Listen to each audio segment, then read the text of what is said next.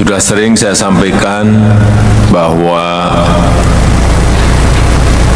di tahun 2045, 70% penduduk kita ini akan ada di perkotaan.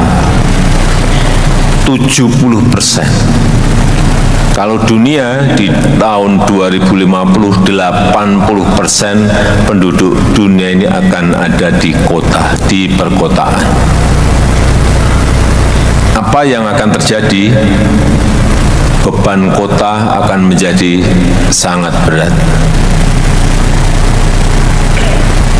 Oleh sebab itu, juga sudah sering saya sampaikan, rencana kota secara detail itu harus dimiliki setiap kota di Indonesia, sehingga jangan sampai kita memiliki kota yang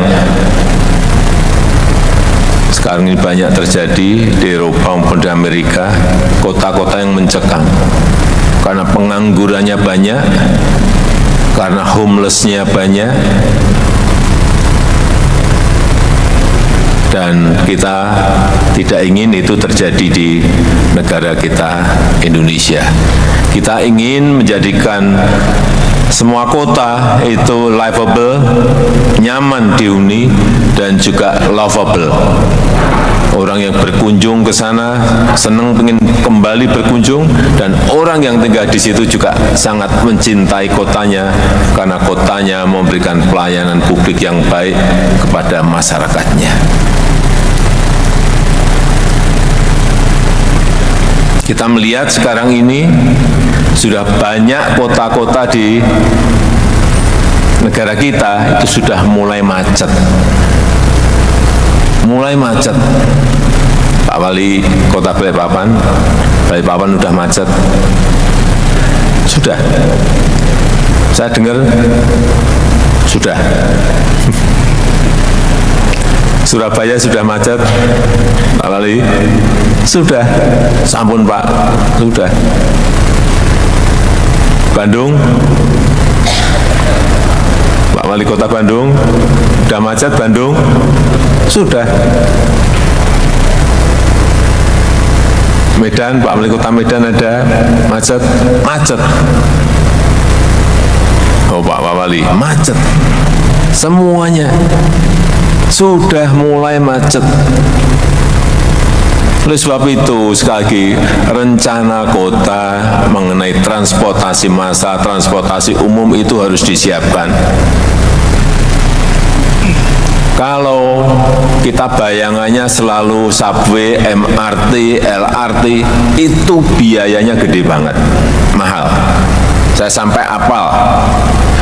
Waktu MRT Jakarta dibangun pertama, itu per kilometer, yang MRT yang bawah tanah itu 1,1 triliun rupiah per kilometer. 1,1 triliun rupiah per kilometer. Sekarang sudah 2,3 triliun per kilometer. Tolong tunjuk jari, kota mana yang siap membangun MRT dengan APBD-nya?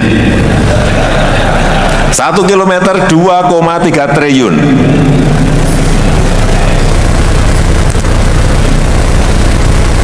Kalau LRT yang kita bangun di Jakarta, yang kita bangun sendiri, dengan gerbong yang kita buat di Inka, itu kurang lebih 600 miliar per kilometer. Siapa yang sanggup? Ada kota yang APBD-nya sanggup?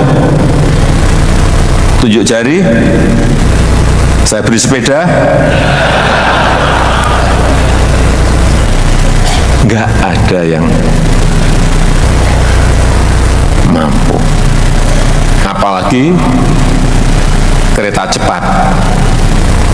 Kereta cepat itu juga justru lebih murah dari yang subway. Kereta cepat itu 780 miliar per kilometernya. Oleh sebab itu sekarang ada barang baru yang namanya ART, Autonomous Rapid Transit. Tidak pakai rel, tapi pakai magnet. Bisa 3 gerbong, 2 gerbong, 3 gerbong, atau 1 gerbong. Nah, ini jauh lebih murah. Nanti kalau ada yang APBD-nya memiliki kemampuan, tolong berhubungan dengan Pak Menteri Perhubungan. Bisa bagi-bagi 50-50, APBD 50%, APBN 50% misalnya. Karena kalau tidak,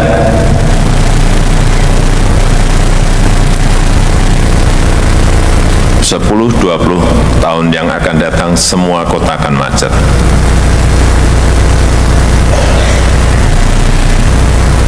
Nggak percaya, kita lihat nanti. Kalau nggak kota-kota siap dan menyiapkan diri mengenai transportasi massalnya.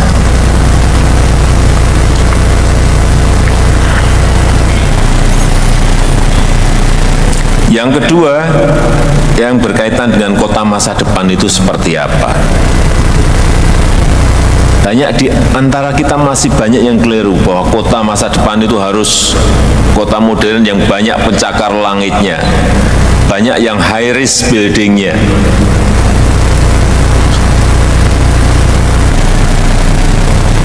Menurut saya, dan sekarang ini sudah mulai ada sebuah paradigma baru.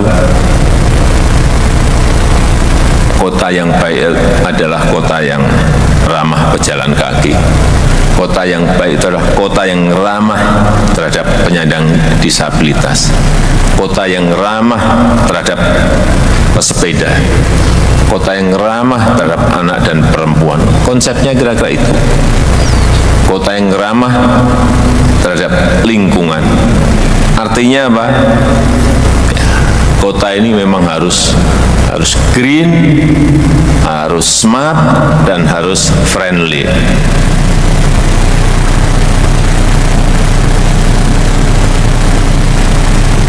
Jangan sampai membangun kota semakin banyak beton yang didirikan.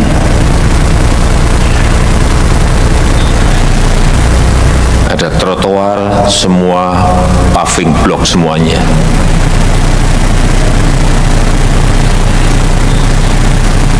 Ada mestinya sekarang ini penggunaan paving grass akan lebih baik, akan lebih hijau. Ada pedestrian, nggak ada pohonnya. Sehingga kita ini negara tropis, panas. Sehingga nggak ada yang mau yang berjalan kaki karena tidak ada peneduhnya. Oleh sebab itu, kehijauan itu ke depan akan sangat menjadi perhatian semua kota.